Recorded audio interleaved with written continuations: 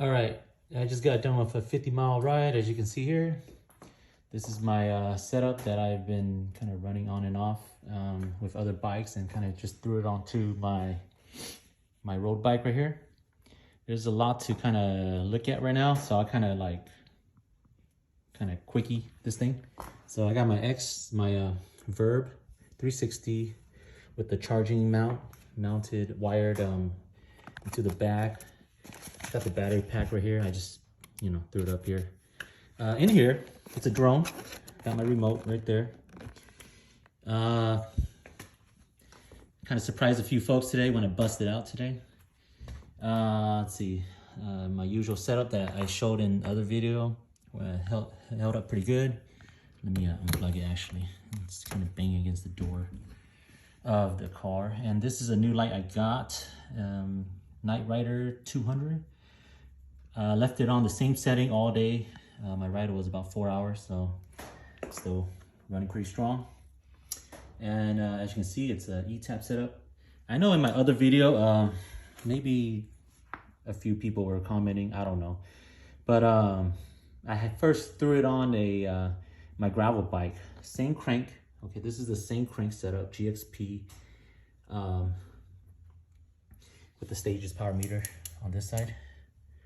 I gotta change the battery actually, but just to kind of recap, because I don't think I really explained anything into detail. The day I installed it, I had an 1140 on my gravel bike XTR cassette, and yes, I do notice, and I think I did admit that it was a little loose on the halfway down to the 11 tooth.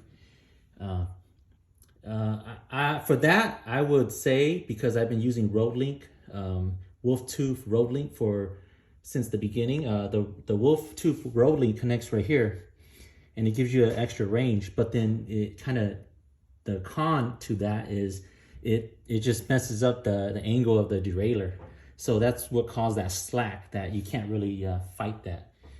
I can adjust the chain and all that, or get a new chain, but at that time I just made it for what it was. But getting to the main point, I put this onto the road. I did a local ride flat all the way to about almost 3,000 feet elevation. With this setup, it's currently running a 10-speed Saran Wrap cassette. It's like a 11 through 28, I think. It's more than enough, honestly. This is like overkill for a road. When I shifted to the 22 ring, there's no looseness or anything. I don't want to go through the chain, but you just gotta take my word for it. It's more improved than the first time when I threw it on the gravel bike. When I was riding it, I noticed on the steepest section, like 11% gradient to 13. I was mainly like in this ring to this ring. So I wasn't really like at the 28 tooth, because this thing is just so small. It's kind of overkill. I know in one of my other old videos, this is a 4822. I had a 4628 setup, and that one I rode 100 miles, $1 million mile. I think that one was perfect. 4628 is actually what I would prefer to run on a road setup. This one I could feel, I can proudly say it's done everything. 50 miles of testing. Today was kind of like a test day. I met my crew, and they dropped me, but I was kind of there just to kind of test all these gears, and it makes the bike super heavy. So, and plus, like, this thing was like kind of hitting my thighs and stuff, and had like some other fitness issues. But other than that, it did pretty good. And to kind of recap it, the 4822 setup is overkill for road. And I mean, I can still like run it, but preferably I have my 4628. I can just throw that one on instead. It's much, it just goes better with this 11 to 28. 10 or 11 speed doesn't matter. I have the cassette, but of course I didn't really have time to swap it out with my other bike, so I just closed off the gearing and did my little hack.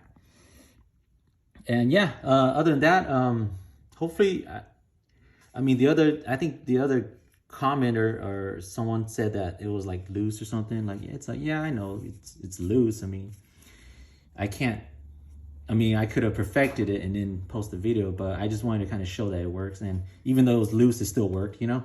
In this case, the chain is probably a little bit too long. This chain's already cut short length already, but if I were to focus on this one, I could make the chain like 1 or 2 length shorter and it'll be perfect.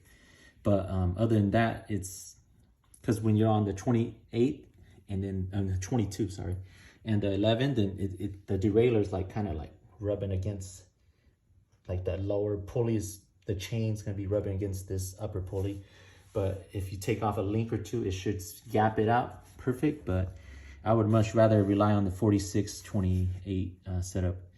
And this is more like a gravel setup. And today was kind of like, you know, a lot of riders out there, surprisingly. So it was one of the good and bad days to test out new gears that I'm not familiar with. But overall, you know, it did the 50-mile ride, came back, and yeah, that should be it. So